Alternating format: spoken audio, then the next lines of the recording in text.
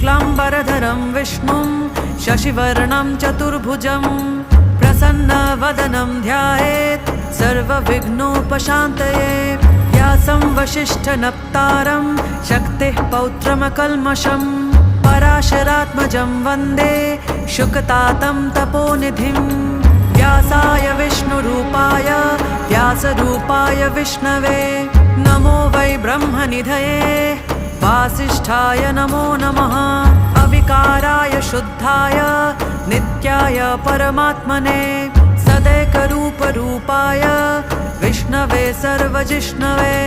यस्य स्मरणमात्रेण जन्मसंसारबन्धनात् विमुच्यते नमस्तस्मै विष्णवे प्रभविष्णवे।